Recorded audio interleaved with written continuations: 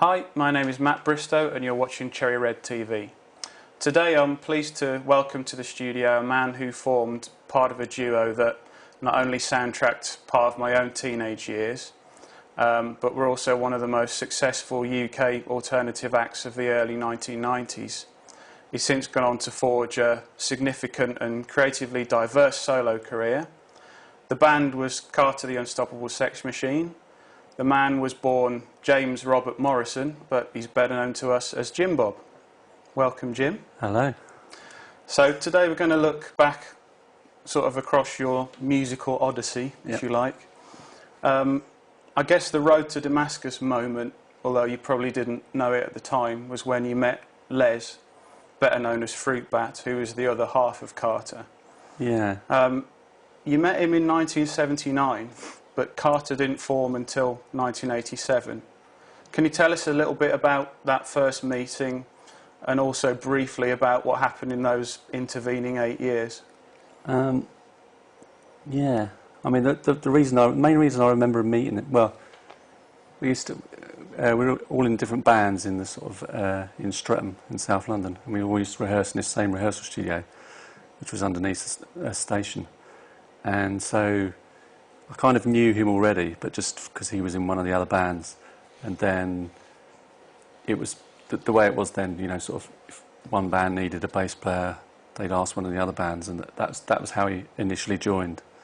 But the thing I remember most is that we had a party at my house. It was my sister's party, and he got off with my sister's best friend, and that's the sort of otherwise I don't think I'd remember it. Right. And I think at the time I was sort of, you know, a cross between disgusted and impressed, maybe. So he made a and great... it was pretty much, that's the way it sort of carried on for the next 20 years, or however long it was, 30 years. Yeah. But I mean, once he joined the band, you know, that was sort of, you know, the band, whatever band that was in at the time, well, I think we were called the Ballpoints it was. And we sort of went through a series of changes, and he was very good at sacking members of the band. So it was, you know, which is why I think if I hadn't met him, I probably wouldn't have ever done anything, because I could never do anything like that. I'm not very good with confrontation. So that was all I needed, was someone to, you know, someone a bit nastier than me. So he provided a driving force in other ways, if you like, in those early days. I think so, yeah. Yeah.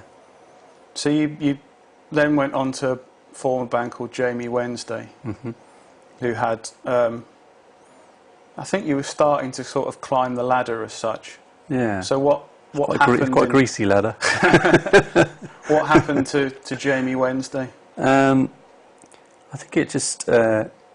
you know, I remember that less in a way than what happened before then. But I think it just sort of, you know, wasn't really going anywhere. You know, we had a sort of, you know, we started to get a bit of press. You know, been in the NME or whatever. And you know, we'd had a couple of records out, and but it wasn't really going anywhere. You know, it was kind of, it was sort of as probably going as far as it could, I think. And then maybe me and Les wanted to do other things, you know. Already we were sort of, you know, he was listening to a lot of hip hop, and for example, and we were essentially a twee cowpunk band. So, you know, maybe we wanted to do different things anyway, and so just kind of, again, he pretty much he didn't actually. Yeah, I think he did. Yeah, just decided one day that we should just stop. So we just did. And famously, the first Carter gig was actually meant to be a Jamie Wednesday gig, which you two fulfilled as playing pretty much for the first time with the drum machine and the tape loops. And we were called Bob. We weren't called Carter then. Was that a conscious decision to go down the road of it just being you two, or was that simply for convenience of filling that gig? It was. I think it was a bit of both. I mean, as I was saying, because he was listening to hip hop, you know, that sort of. You know, when he was going to see people like LL Cool J, and that, you know, that was pretty much LL Cool J and a tape machine back then, you know. So I think that sort of inspired him. And also, at that time, there were bands like Age of Chance and Big Audio Dynamite, people who were using tapes, and and sort of technology and that, and the wooden tops. I really like the wooden tops. And they didn't. I don't think they had a drummer, didn't they? They just had a snare drum and then a drum machine as well. So we knew we could do it, and then I think just because we had to do this gig, rather than cancel the gig, and rather than form a band, we just went and recorded these backing tapes, and just thought, let's just play with them. It was really quite sort of slapdash, and not. There wasn't a great master plan, and we did the first gig, and anybody who'd gone there to see Jamie Wednesday, I think, was pretty horrified. So did you find that as that moved forward as a kind of way of working, did that change the way that you wrote? Yeah, totally, yeah, because we pretty much settled into eventually into a pattern of, the way things, just the way songs were put together, just from the point of view of starting with a drum beat and then putting the bass on and then adding the guitars and, that kind of thing. So there definitely was, there was a method came out of it, as a sort of result of, yeah, indeed. Would you say it was almost pioneering? I wouldn't say it was almost pioneering. I would say it was pioneering. Good. Yes. Yeah, I don't know. I'm just kind of thinking of preparing for the interview and thinking back about how many bands actually sounded like Carter. Mm. I mean, I suppose there are certain bands you could say had that element of using the drum machines and the loops, but I don't you think did have a very individual sound. Yeah, I mean, there were a lot of bands who didn't get anywhere, who maybe came too late. There were a lot of bands who sent us tapes and bands who supported us and that, who were very much like Carter. Who essentially were two blokes with the guitars and a tape machine. But in terms of bands that people would have necessarily heard of, I think the influence came a lot later. Like bands that are around now that were Carter fans when they were 18. But they don't necessarily. You can't necessarily hear it in their music. Yeah. But that's sort of. I suppose that's the way maybe that is the way with influence. It's just not necessarily that obvious.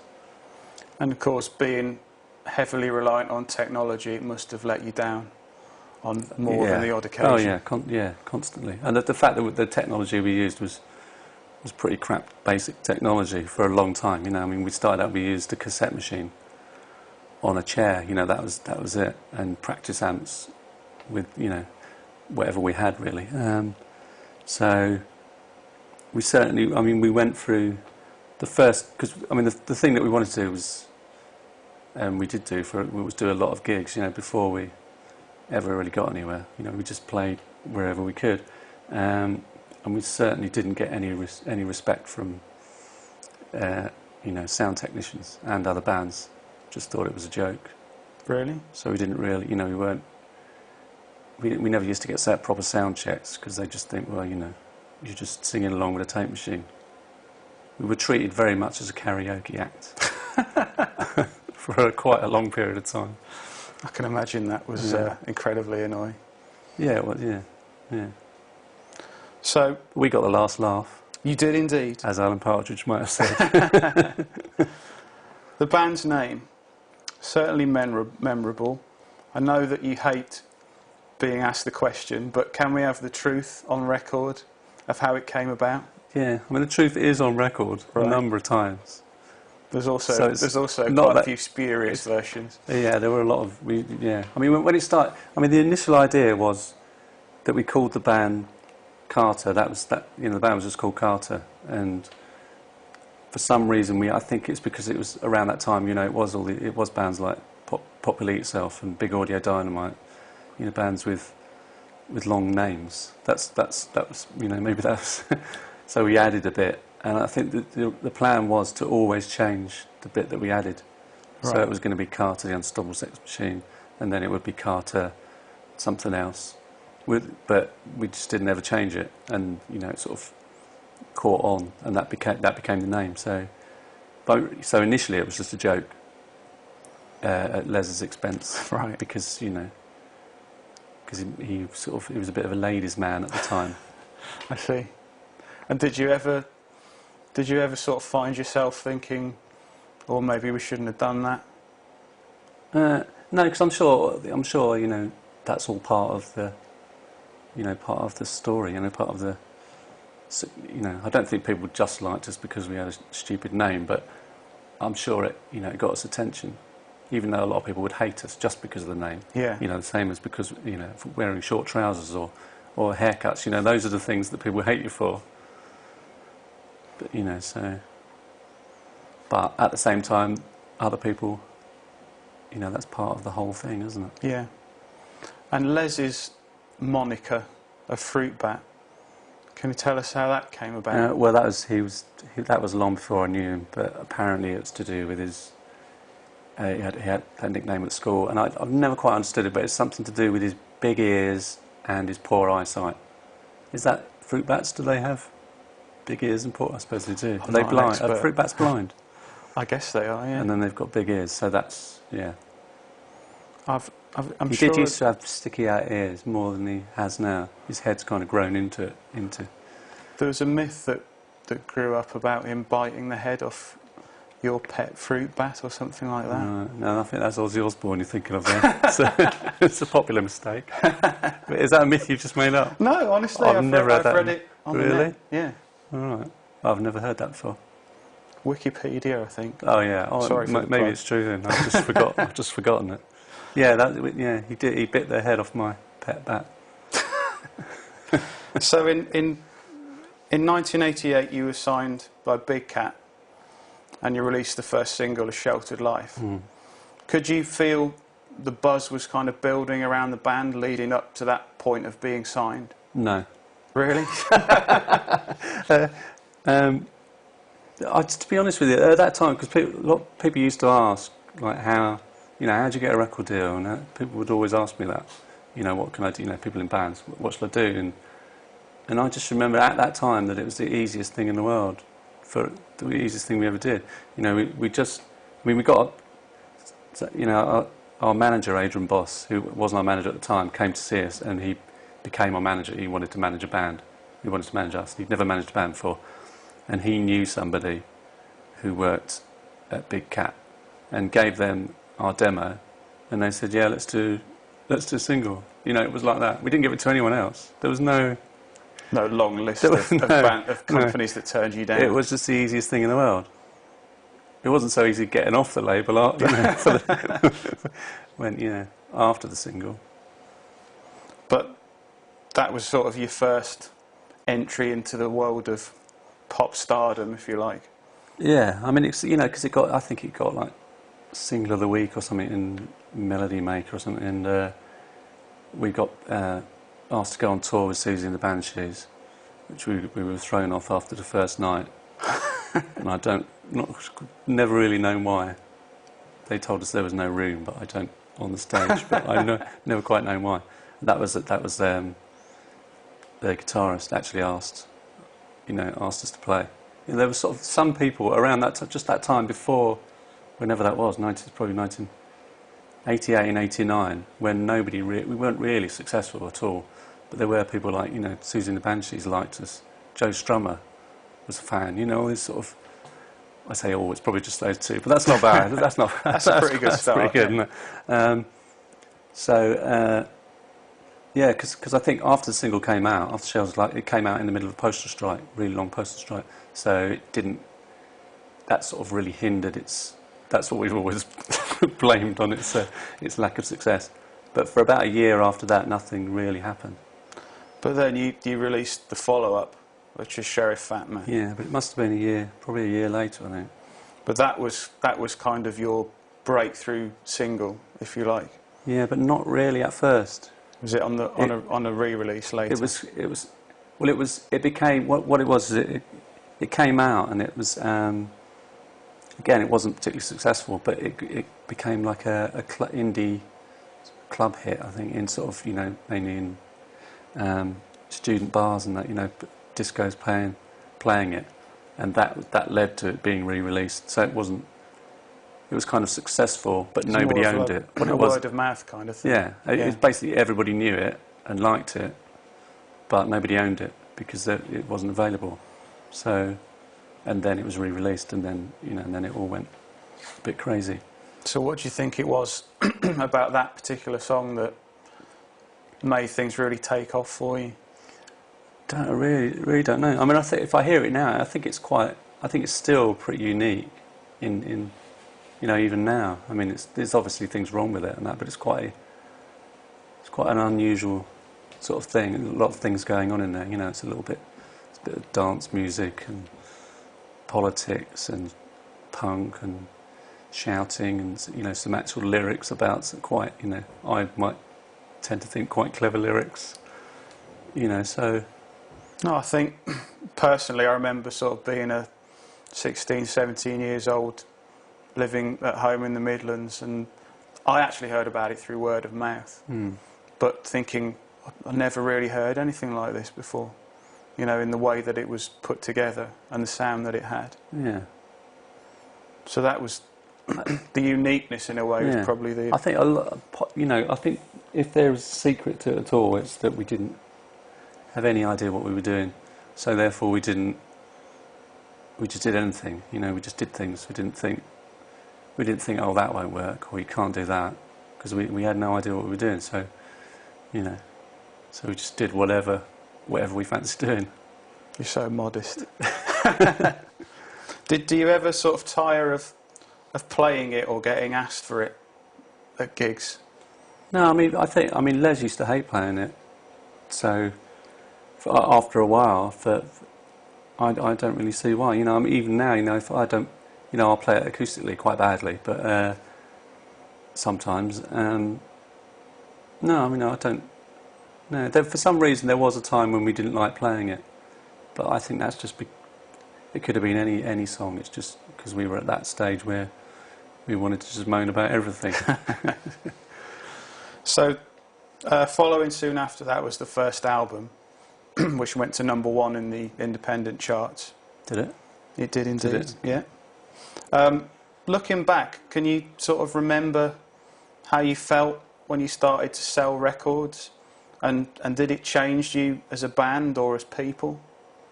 Not at that time, because it was all still, new and exciting.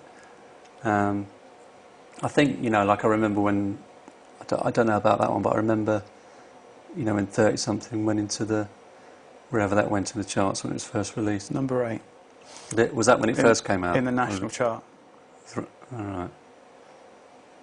But maybe it worked as well. I thought it was lower than that. Anyway, well, that's its highest position. What I was going to say is it became less and less exciting. Right. So at that time of 101 Damnations, and that was probably incredibly exciting. I don't remember, but I'm sure it was. Getting to #1 in the indie charts. It's like getting an interview in the NME. That was amazing. Getting on the front cover of the NME. All those things were incredible. But then, at some point, we were on the front cover of the NME and we were complaining, and there was a big sort of meeting about, because we weren't supposed to be on the front of the NME. It gets to that, at some point you lose sight. It's kind of like that first hit is the greatest. Yeah. So having a #1 album in the jumping ahead, but in the in the big charts wasn't as exciting as 101 Damnations being #1 in the indie charts, which is insane but true. Yeah. So as you said, the follow-up was 30 something, which was your first kind of real national chart album hit. It was a national chart top 10. #8, I think, you find. Indeed. There was quite a lot of controversial stuff going on around the band at that time. I just kind of wanted to get your take on some of those things. There was the single Bloodsport for All, for instance, yeah. Okay. getting banned by the BBC. Yeah. The release kind of coincided with the beginning of the Gulf War. I like to think of it as being the other way around. Really? Okay. We went to war because of the song. Well, no, yeah, it's like the... no, I was going to say something really, really awful that I'm going to stop myself from saying it, because I may regret it after I've said it. But, yeah. Was there anything else? Actually, yeah, pretty much around that time, everything we did seemed to have some kind of controversy. There were quite a lot of... I mean, our lawyer was quite busy around then, I remember that. It was... Because there was Bloodsport for All banned, was supposedly banned, wasn't it, by the BBC? Even Any Time, Any Place, Anywhere, I think, because that came out before Bloodsport for All, and there was a lot of trouble with that because it mentioned drinks companies. Right. And also because it suggested it glorified alcoholism or alcohol. So, that was even before Bloodsport for All. It's just that one didn't technically get banned. But at the same time, probably didn't get played on the radio. Do you feel that affected the performance of the records, positively or negatively? No, again, I think just the bigger picture is it's a positive thing. I think in terms of selling records, we would have sold more records if it wasn't banned, because I think it might have been played.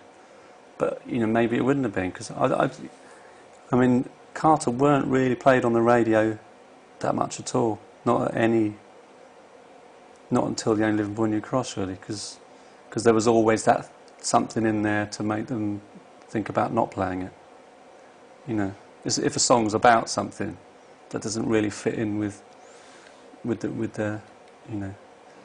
way they with choose the other records. Yeah.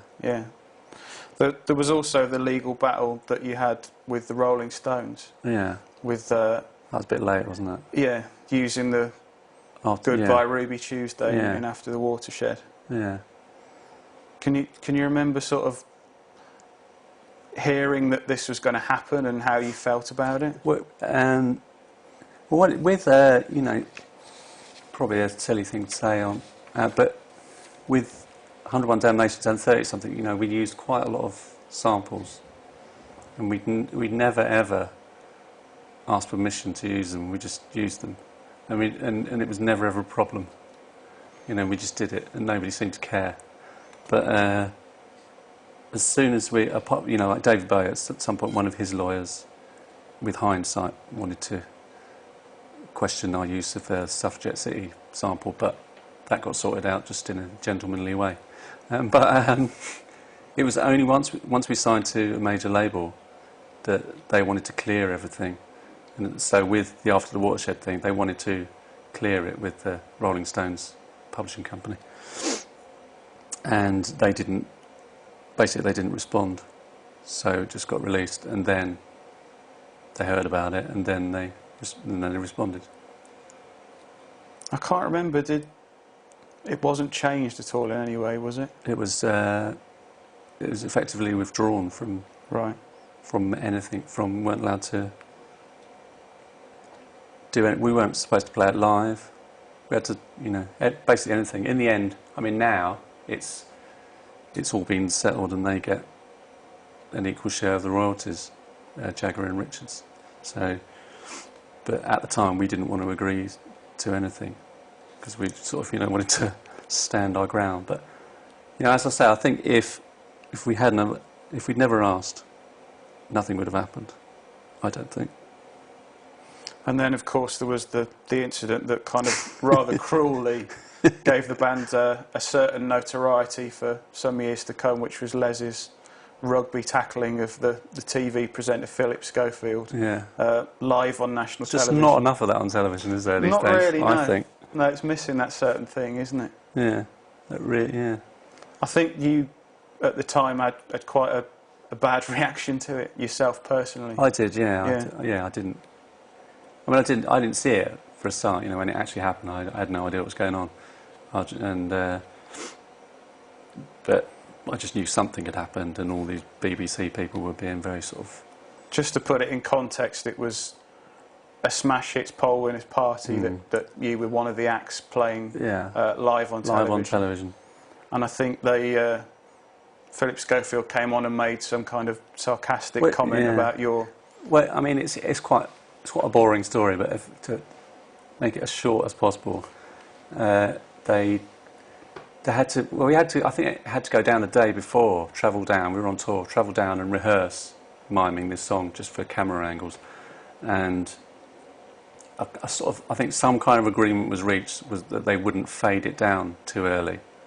And then when we actually did the miming of the song, when it got to the point where time was running out for them, they effectively just went like that with the volume, and Les just sort of reacted badly to that, mainly because he was pissed off his face, and kicked over all the sort of amps that we'd hired, and that led Philip Schofield into making a sort of pithy comment about how we were like, I can't remember what it was, breaking down I can't remember what it was, something crazy we were doing. Yeah, something about how original you were. Yeah, blimey, how original that was. Yeah. And that forced Les to come back on and attack him. Has Les ever expressed regret for it at the time or since? Not regret. I mean, he's not sort of. No, I don't think so. I think he sees it as quite a funny thing rather than, No, I think he'd do it again as well. That's just to Philip. But again, it was just another one of those things that stopped us ever getting any further because we were effectively banned from live television. Couldn't get on the BBC after that. Never get on Going Live.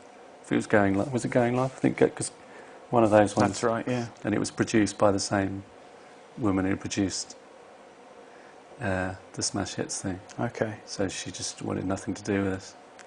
So amazingly, with all these dice rolling against you, the next album, 1992, the Love album, was a #1 hit. Can you remember where you were when you heard the news that it had gone to #1? It was either Bradford or Carlisle. I think it was Carlisle Sands Centre. Right. I know. It was definitely a basketball hall, one of those venues, one of those horrible venues. I think it was Carlisle, and we sort of so there, backstage there. But I remember it just being like, I don't know, because so it wasn't some glorious pinnacle to your career at that point. Yeah, because we knew it was going to happen. Right. So that's you weren't kind of sat around the radio waiting to hear the news then, as such. No, because you can't do that with it. They don't do it with the albums. Or they don't know if they do that. They didn't do then. You could do that with singles, but I think you had to. Yeah, I don't think there was an album show as such. So it didn't feel like some amazing achievement to have a #1 album. No, I mean it just came at a time when we were incredibly grumpy people. We probably weren't getting on that well with each other, so it was its timing was a bit off. Right. Okay. We weren't in a position to enjoy it as much as we should have done. So all the other kind of stuff that happened around that time of headlining Glastonbury and topping sort of endless magazine polls, it kind of passed you by because of the atmosphere within the band at the time? Yeah, I suppose so. Well, it wasn't that, it wasn't the end of the world or anything, but I just don't, it's not like a particularly happy memory, which it should be. Yeah. Whereas the other stuff, like you say, with 101 Damnations, we were still in the back of a van then. Not that I'd want to do that now, but that was still when we were hungry or whatever. So you'd come an awful long way from those early days to have a #1 album. Yeah. What do you think were kind of the key ingredients in that happening? Was it good songs? Good songs, yeah, obviously. I think, and also we just I don't know how, but we seemed to manage to. Basically, people were into it. Of certain kind of people. It was because when we first started out, the people who did like it were tended to always say the same thing, which was they were like old punks, and they would they'd say like, this is the first band I've liked since the Clash. People always used to say that, particularly up north. So that was why we sort of started to build a following up there. Don't know if that so that was what was there for people then. Maybe it was something that wasn't there for people. And it seemed to kind of just catch a wave around that time. Yeah. The 91, 92. And songs like like After the Watershed, that sort of just the sort of lyrical content of that meant a lot to quite disturbing amount of people. So people were relating to it. Where maybe you can't relate to some other bands if they're just singing about. I don't know what was going on then. It was sort of everyone else was everyone else was on ecstasy. I remember weren't it they? being, yeah, and it was a very kind of straight ahead pop time. It was all a bit psychedelic. And if you look at kind of the years that came after it, when guitar music, if you like, became quite heavily popular, it seemed like that 91, 92 time, it wasn't really getting played on the radio, as you say. I mean, yeah, and it was, yeah, and I don't know. I'd do it again if I knew why it worked. I mean, as a lyricist, you did tend to write some quite sort of socially aware stuff. What was kind of influencing you as a writer? I think I was socially aware, obviously. I don't know what was. Probably this. Don't know. I think the sort of style of lyrics was just an ongoing thing.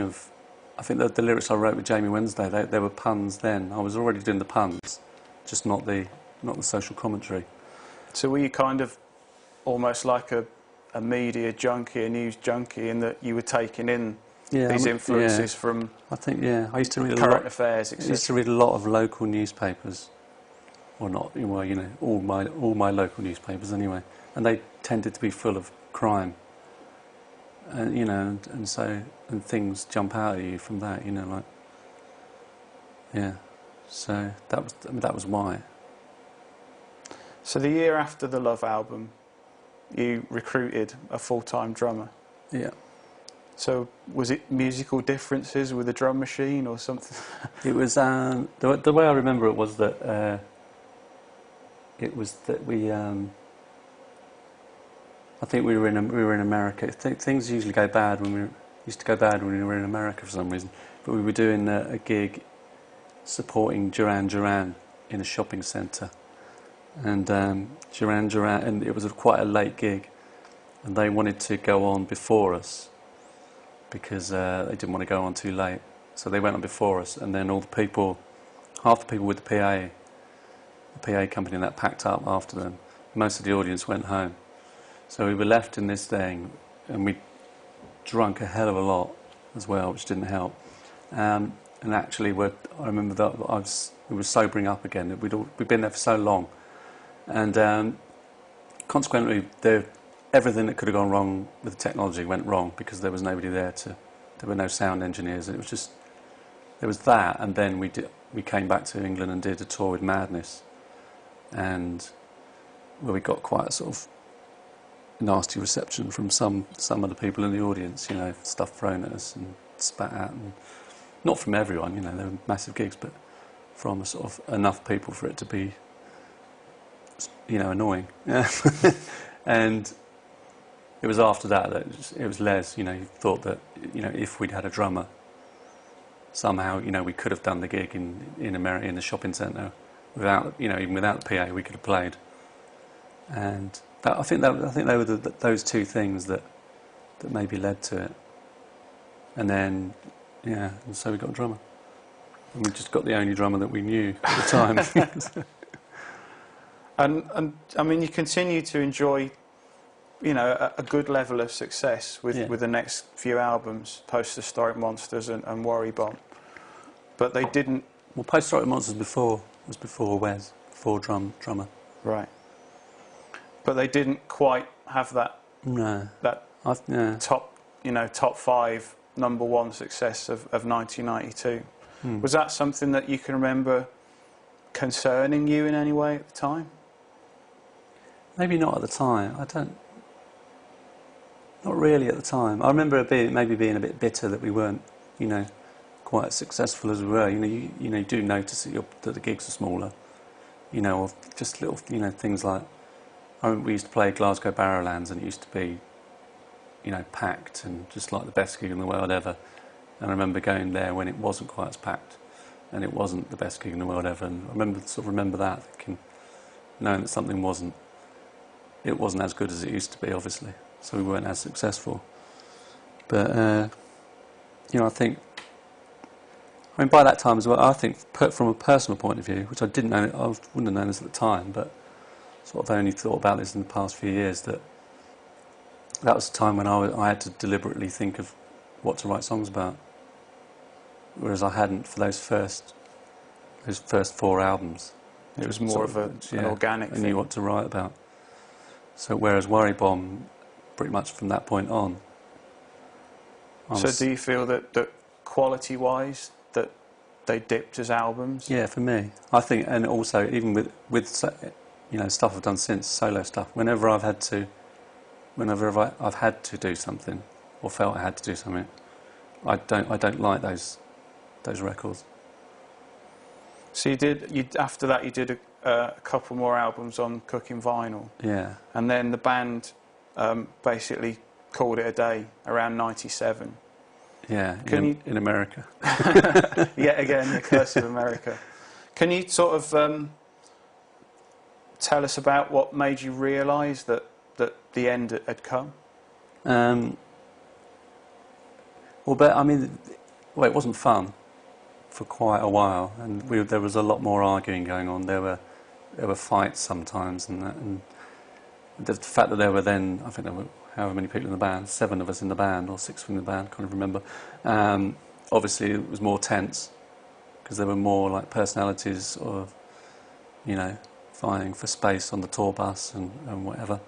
And then, other people want to do things, and in a way it's like, maybe, didn't necessarily think at the time, but maybe in your mind it's, you're thinking it's your band.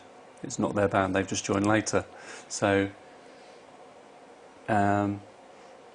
just all those little things, it just basically wasn't a laugh anymore, and it was losing quite a lot of money. We were in debt to the taxman, and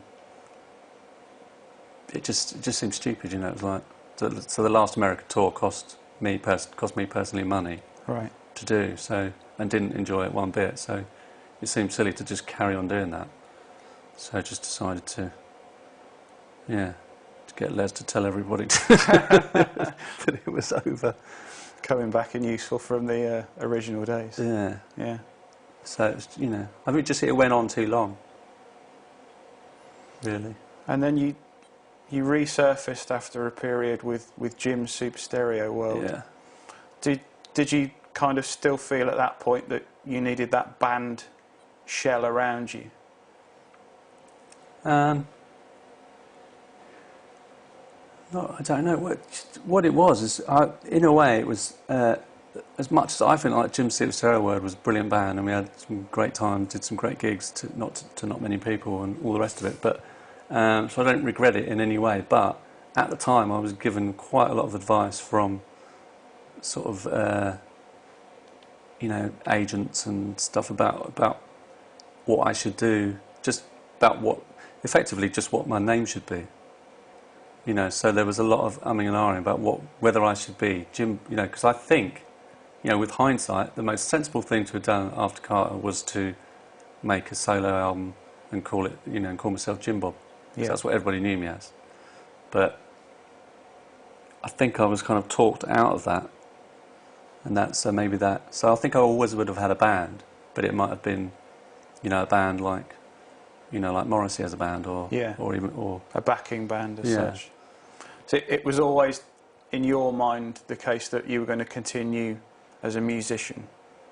You never kind of wanted to go off and explore. Not at the time. No, I couldn't do anything else. And also, I wanted to do stuff. While Carter was still going, when I wasn't enjoying it at the end, I still wanted to. I wanted to write songs. So I just carried on doing it pretty much straight away. So for the last 5 years, you've gone out pretty much as Jim Bob, as a solo act. Yeah. Was that challenging to go out as a solo performer after years of being in bands? And do you think it's a role that you've gradually kind of become more comfortable with? Yeah, at first it was because I did a few sort of tentative gigs here and there, and I supported a couple of people, and also supported Jim's Super Stereo World a few times, and I think it was pretty awful, because you do need a lot more self-confidence because you've gotten it. But I find now I don't know. I haven't had to do a lot of particularly difficult gigs on my own. I I think it might be different if I was like on, I don't know, opening for Elton John or something. Then I might find it really hard. But I've had a fairly friendly audiences. But you know, my experience is that I found it's fairly easy. Not easy, but you know, I can do it. I mean, I've read in your book that you've written, which we'll get onto in a second, that you're sort of more nervous playing those smaller, intimate shows than you were sort of headlining the big festivals. Yeah, it's not so much small. It's capacity, space relation. If it's a venue that holds 50 people and there's 50 people in there, that's to me the same as a sold out Glastonbury. Whereas if it's a venue that holds 50 people and there's 2 people in there, that's the end of the world. But in the same way that a venue that holds 10,000, if they only had 5,000 in, that would be the equal disaster. I'm terrified of not selling tickets. I'm sure you haven't done that though in your in the solo years. Yeah. You haven't played to 2 people. No, I've come quite close though. Oh, really? Yeah, certainly with Jim Superstar, I did a lot of fairly empty gigs. So you know, I'm absolutely terrified. Actually, I have done it solo as well. And never my fault.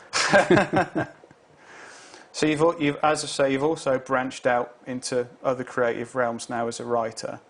You've had the autobiographical Goodnight Jim Bob, yeah, and the fictional mini novel Word Count. Yeah. Do you think there was always a frustrated writer sort of waiting to burst out during the musical years? Not really, but there is now.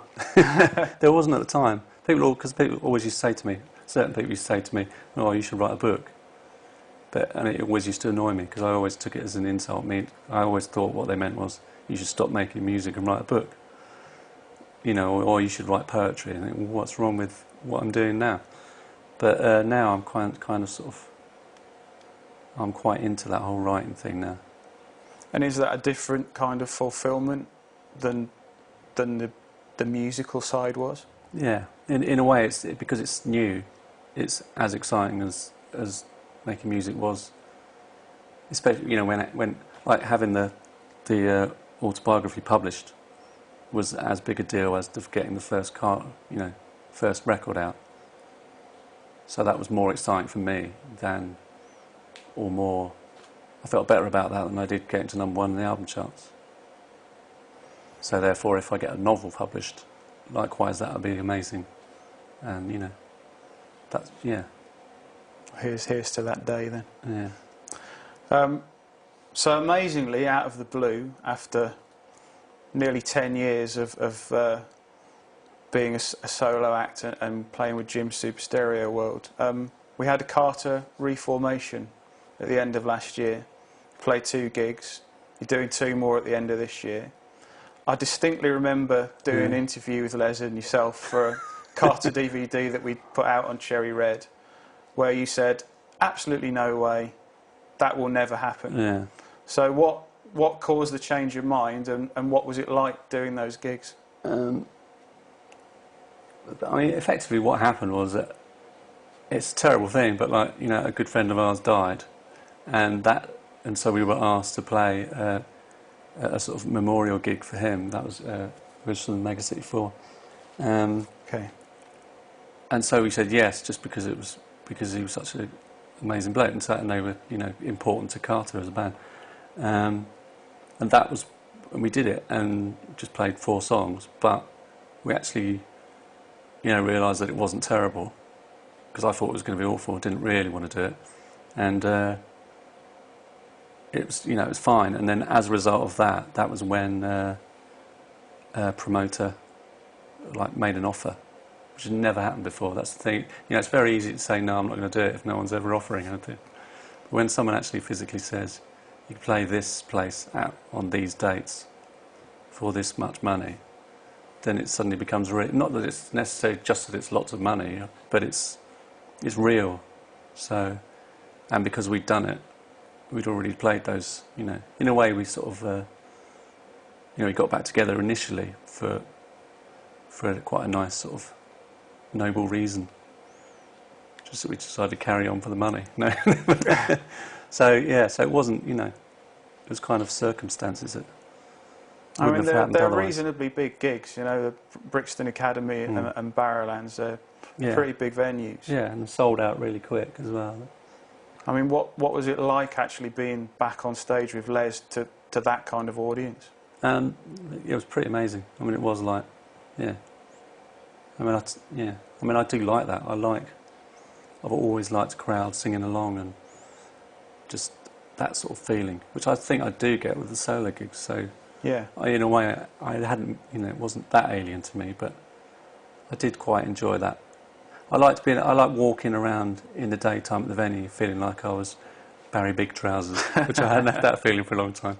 You know, because when you're headlining a big venue that's sold out, you effectively are the king of the venue. You know, more important than anybody else there. Whereas that doesn't happen when you're playing smaller gigs. Basically, you know, the barman's more important than you, and the cleaner. You know, you're just an annoyance. You know, someone's going to come along and sing some songs. So you're looking forward to strutting around. So yeah, I'm looking forward to being again. Barry Big Bananas again. Yeah. So other than those two Carter gigs, Never ever doing it again. yeah, I'm sure. So what does the future have in store for Jim Bob? Is there anything in the works musically, or in any more books? At the moment, I don't know. I'm trying to. Something may happen with my unpublished novel. That may come out, or it may not come out. Not quite sure. There's something else I've been working on that's not music related, but I'm not going to tell you about that because it won't happen. And I'm currently, at the moment, I haven't managed. I've tried writing some songs, but I can't. But that's happened before, so I'm not going to worry too much about it. So in a way, there's nothing happening apart from those Carter gigs. But you know, I mean, that's if possibly the one negative thing about the Carter gigs is that it's very hard to focus on anything else, and it's very hard to get other people to focus on anything else in terms of, like, you know, fans. Because there's something, you know, why should they go and see me or buy my solo records when they've got this big important thing coming up? So yeah. So it's a period of reflection. Yeah. So because, you know, so once those are out of the way, then the sky's the limit. Okay. Yeah, I might do some modelling.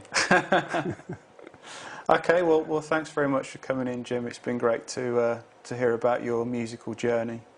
Thank you. And join us next time for more Cherry Red TV.